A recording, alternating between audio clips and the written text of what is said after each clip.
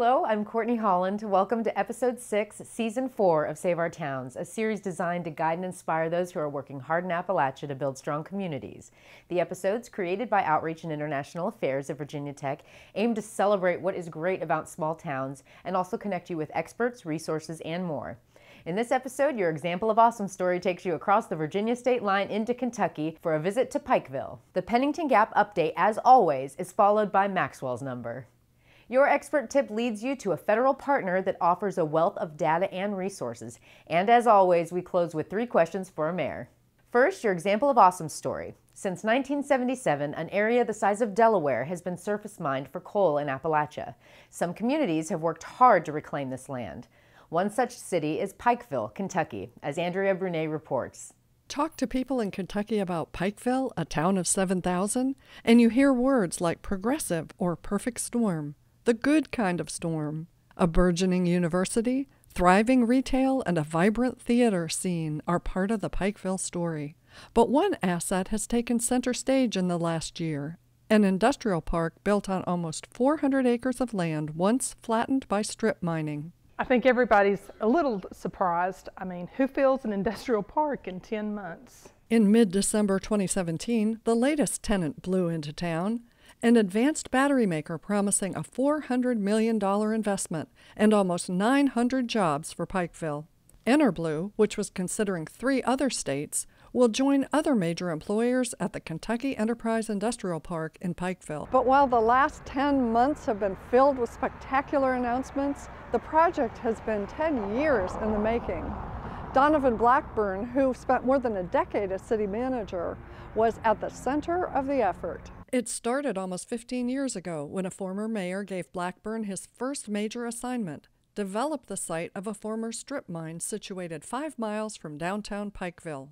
The mayor asked me to take a ride with him in his pickup truck. We drove up an old auger road to the top of a mountaintop coal site.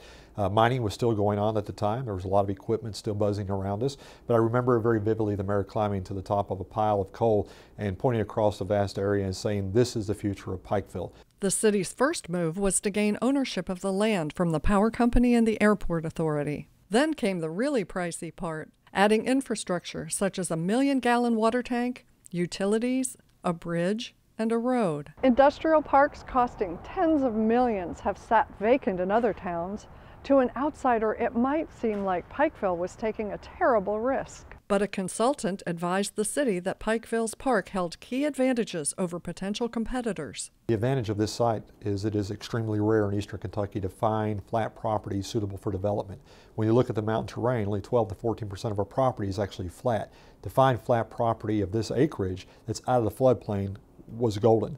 So with that, Insight, who did the feasibility study, looking at all parks throughout eastern Kentucky, determined that most of the parks that lacked the infrastructure needed to actually be able to market a site such as this. We were able to do that. Creating an industrial park required big grants and loans, and Pikeville worked with many partners. Such as the U.S. Army Corps of Engineers, which has a fund. It's PRIDE funds, which are for clean water, clean sewer project. Grants and loans from USDA Rural Development. There's also coal severance money and just a whole host of different funding sources. The $6 million access road is wide enough to accommodate big trucks. The $8 million bridge connects the access road to US 23. Sure, it was a risk, but Pikeville is a very progressive town, and the whole community joined together and worked together to get this accomplished. Now all parties are celebrating one new employer after another, including a company planning to build a giant greenhouse on 50 acres. Announcing the park's opening in 2014, then Governor Steve Beshear praised Pikeville for being a key player in its own economic recovery. It all started with Pikeville's economic development plan in 2005.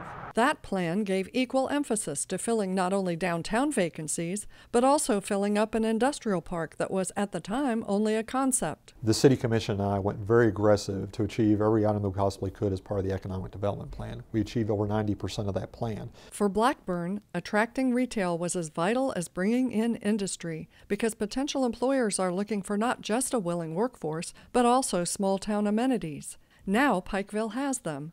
Boutiques and parks and good restaurants and coffee shops, all things that are now percolating in perfect storm Pikeville. Next, we turn to Pennington Gap, the town we're following for a year. Melissa McEwen delves deeper into the report that Virginia Tech researchers presented to the town in late 2017. With nearly 40% of its residents living below the poverty line and 44% of adults older than 25 without high school diplomas, Pennington Gap needs invigorating. Against that backdrop, researchers from Virginia Tech's Institute for Policy and Governance offered ideas for community development. Researchers pointed to some ideas the town is already pursuing, such as offering free Wi-Fi under a federal grant in order to increase job and educational opportunities. I know we've been doing a lot of good things over the past couple of years, but to have what we've been doing reinforced by this group, it was great to hear that we were on the right track. Researchers also validated the town's efforts to increase tourism, taking advantage of its natural assets. At Lehman Field, for instance, an ATV trail, RV park, and most recently a greenway have opened. However, in-town lodging for those visitors remains an issue, with tourists staying in nearby towns instead. But while the community has long decried the lack of overnight lodging in Pennington Gap, researchers pinpointed an area town leaders hadn't yet considered. Pennington Gap struggles to provide adequate housing for its potential residents. Despite having more than 200 vacant units, just 15 are available for rent or sale. I think that that's something we need to look at, especially for people that's wanting to move to town. Is there housing available? Is there a place for these people to stay? Beyond simply applauding the efforts of Pennington Gap leaders, the study called to attention the importance of utilizing outside resources and creating partnerships with local agencies. One of the lessons that I took away from it is how there's other agencies and cooperative partners that's available out there for the town. Like partner up with the extension agency here locally. They have some programs that are available that would help out with our farmers market and start some new ideas that we hadn't thought of before. Will Pennington Gap be able to address its top priorities? Stay tuned to see what other moves the town is making. Next, we learn a little more about our graduate student, Maxwell Vandervliet. During research for this report, Maxwell made a confession. 16 is his favorite number.